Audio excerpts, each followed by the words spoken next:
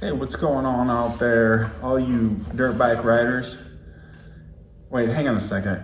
Wait, 1 second. All right, sorry about that. I just had to get camera ready. All right, all you dirt bike riders out there, I just purchased the Honda CRF 125F Big Wheel. And this is not a review of the motorcycle. There's a few good reviews out there, and I actually completely agree with the pros and cons of the bike. It's been a great bike for us so far. It's a 2026. I got it to ride around with my son. He's on a 110. So we just buzz around, hit the trails, we buzz around, just doing some off-road dirt biking through some parks, open fields. I guess that's what I mean, is open fields, not parks. I mean, we call them the dirt bike park, I guess, if you will, but we just rip around out there, and it's been a great thing for both of us to have. He's also to the size where he's just about to be able to comfortably fit and ride the 125 big wheel. So we actually skipped the normal 125, just moved up to the big wheel. And it's been a great experience for him. He's actually hopped on it, got the clutch right away, got it going without killing it, and then came to a stop and killed it. Dang it.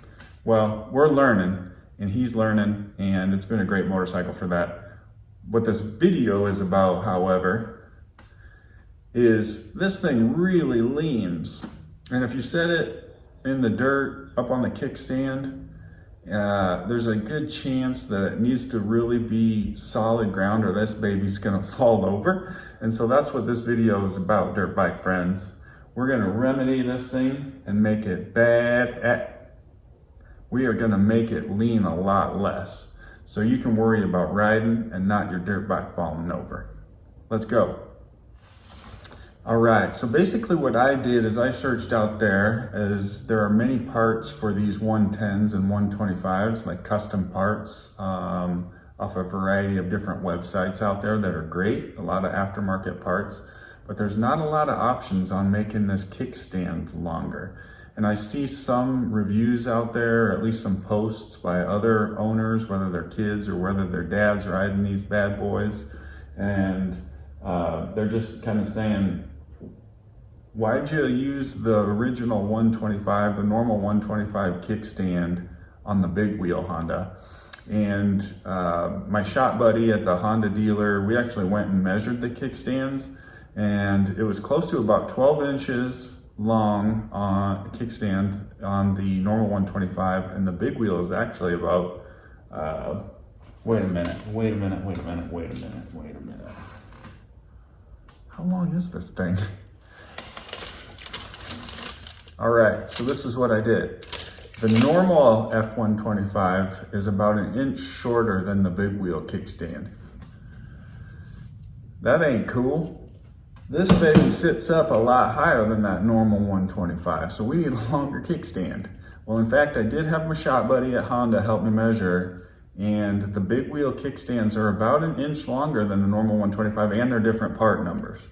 So Honda did actually make the kickstand on the big wheel version longer, but it ain't long enough.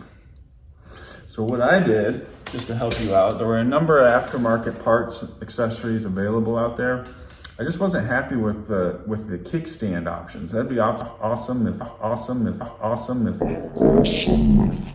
BBR or Faster Minis would make a bolt-on kickstand for these things. I guess they're assuming that the market just isn't big enough, which I completely understand. So what I did was search on the internet. There was a kickstand on Amazon that looked like it fit. The end piece was about the same design as the just bolt-on Honda OEM kickstand, but it was like an adjustable one with a goofy looking little bolt through it with holes that you could adjust it up and down. And I was like, that kickstand looks like it belongs on a suitcase, not a dirt bike. So I looked at some other options on there. Rocky Mountain might have an option for a different kickstand for it. But the problem, and I'll show this, is that it comes with a whole new foot peg mounting bracket And I heard some review, at least some thought posted on the internet out there, that it made it feel like the left kickstand, the left foot peg was either forward or back or down or all of the above from the right foot peg, and I just didn't want that. So anyway, to make the story shorter than it could be with my rambling, is I took the OEM kickstand and I had it lengthened. And how did I do that? I bought 2 kickstands, OEM kickstands for the big wheel. And the reason that I did that is because these holes, this mounting arm, this spring clip, the actual kickstand plate, all needs to be in a certain line with each other. And I took it to a welder, and he basically V-notched this so it could hold more weld. And then he cut one of the kickstands down. I'll show you a picture of this. He cut the end off of one of the kickstands that I bought, and he cut the other end an inch longer off the other kickstand that I bought, because I bought 2 kickstands. This is awesome. I got a kickstand collection over here. And basically he welded the end back on, so there's just a single weld. So he didn't basically add a piece in the middle. There's only one weld to have to worry about. He just made this end piece that he cut off an inch longer than the actual piece that he cut off. So if that makes any sense whatsoever, basically we ended up with an inch longer kickstand. And the other nice thing about you all doing this is that you can pick your perfect length, you know, depending on where you're parking this thing. If it's just on the driveway, if you're just wanting it to sit outside the house and show everybody that you're a dirt bike racer, or if you're actually parking it in the fields or the mud or on grades, you may want it longer. But I ended up just putting a bunch of boards, different sized boards, under the kickstand of this bad boy here to see what the actual lean would be. And I decided, I put a 2x6 under it, so that's about 1.5 inch difference. Check that out. And I felt like that was a little too much. It was still had a lean to it up on the kickstand, but if you kind of bumped into it, or if somebody bumped into it, or again, if you were on some kind of slope, I felt like there was too much close. It was too close to the tipping point of this here dirt bike. And so I ended up putting a couple of smaller pieces of wood under it, and I thought, you know what, 1 inch is perfect. That's what they all say, right? 1 more inch, that's all we need. So that's what happened with this. I'll show you the steps. I've got it taped or masked on here because I was painting it. And I'll just share a couple of these steps. So if you want to duplicate this process to help your big wheel 125 lean a lot less, you can kind of see the weld there. You know, it's not perfect and it is visible, but it definitely looks pretty nice, and it actually looks better than the welds that Honda puts on this thing from the factory. So you can kind of take that into consideration too. And the steps of it, like he welded it, grinded it for the most part flat. He said, don't take out too much of that weld because it'll weaken it. My OCD kind of came into effect here, so I actually took an orbital sander and kind of smoothed the whole kickstand down, made it nice and smooth. And then I just took some metal sandpaper and got it all polished up and as smooth as possible so there's no burrs on there. And then I primed it, and then I painted it, and I got a color of a spray can from O'Reilly's, and I'll show that here. It's actually a Chrysler OEM color that matches it dang close, and it almost looks perfect. So that was the steps for this. Again, you know, if you have a welding degree or a welding background, more power to you. Weld this baby up yourself. I do not. I had to take it to somebody. But I think he did a pretty nice job with this kickstand. I'll show us mounting this and just how simple it is. And then I'll show it to make sure that this all worked out. I have not mounted it yet. One of my worries is when he was welding these two pieces together, he did scribe a line down it of the two parts so the lines would match up perfectly. I think he used this as a scribe point on this, so these pieces aren't twisted, you know what I mean? So they're lined up. One of my worries is that really lined up? I don't know, we're about to find out. My other worry is this gonna be too heavy now with that extra material in there for the spring to keep it up? We'll show a little bit of that. And what else is my worry? Oh, when this is at an angle, Honda has it to be at a specific angle, so this pad is flat. When it's on my 2x6, it's kind of on its tippy toes, so we'll see how that works. I mean, technically, if you really wanted it perfect, you'd cut this piece off and have this put at a new angle.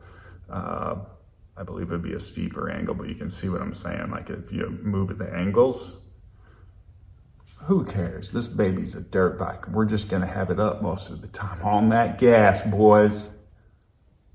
All right, just for proof in the pudding here, we've got a super accurate, handy bubble level. You can see that the lean on the stock Big Wheel-Kickstand is about 20 degrees with the nice light shining right where you need to see it. All right, just for comparison purposes, we walk over here to the 110, which I think is the appropriate amount of lean.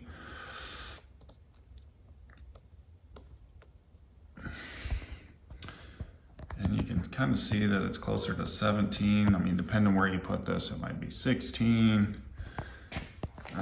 So there's about a 3 to 4 degree difference in lean. I think, again, the 110 lean's perfect.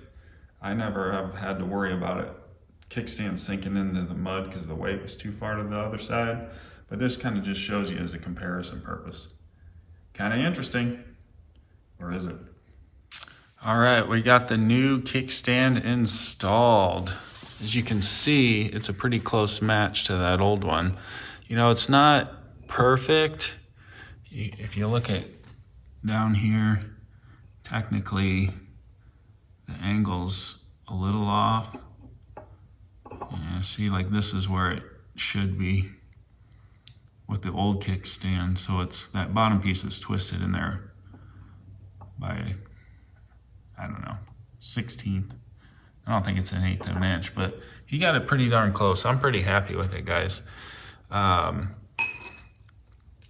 You can just see as I zoom out, again, it's about 1 inch longer, and it helps out with the lean of the motorcycle tremendously.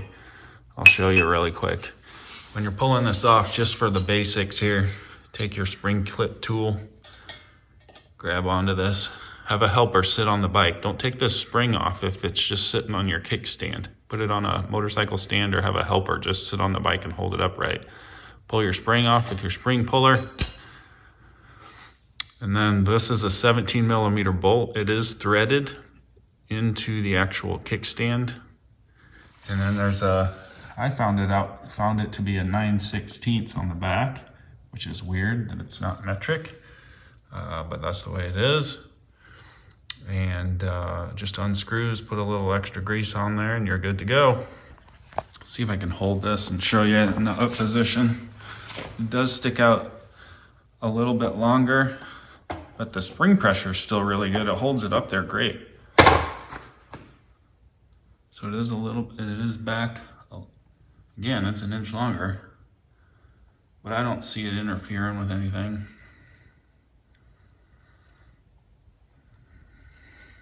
Seems like a lot of space in there, but it's equal the whole distance, so it's not like it's sticking out much further than it was before. I mean, it is out a little bit, but not much. So there's some pros and cons to doing it.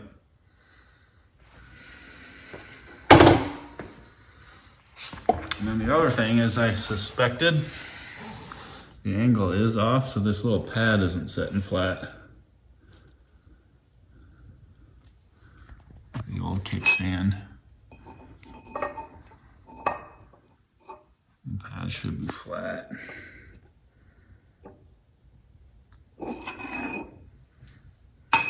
It isn't bad, it isn't much.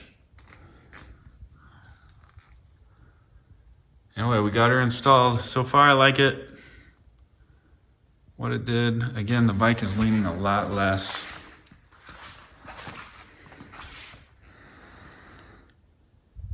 And hopefully it'll stand up in the dirt a little better.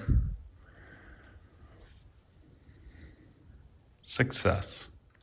One other quick check. With the new kickstand installed, we're at about 14 degrees. Move this thing around a little bit. So what was the 110? 16 and a half or so. So now we're at 2 degrees less till, you know, the weight on these big wheels is up a little bit higher than the 110. So I still think that adding an inch to this kickstand is still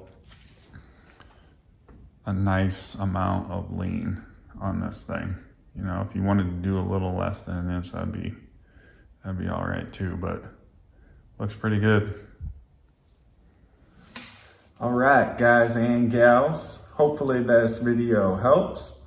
Just a couple tips and tricks, and of course the idea of making your bike lean a little bit less. Again, pulling that kickstand off is relatively easy.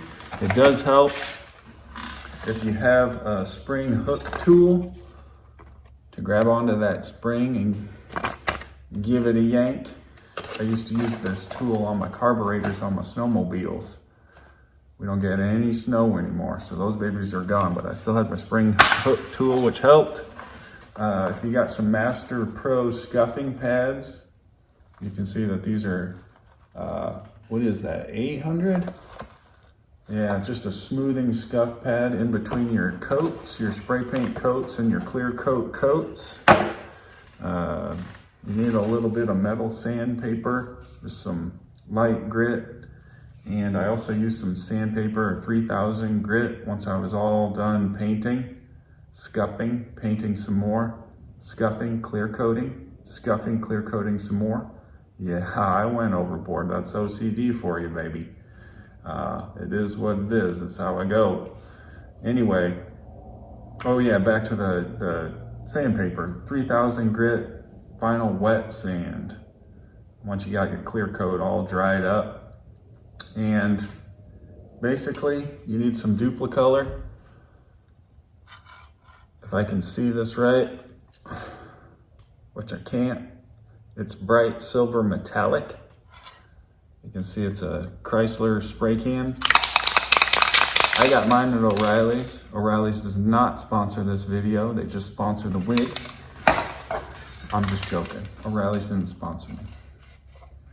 And then the same duplicolor, O'Reilly's, just a clear coat. This is a gloss clear coat. I got it looking darn close to factory, as you saw in the pictures. Hopefully this helps. Let's ride.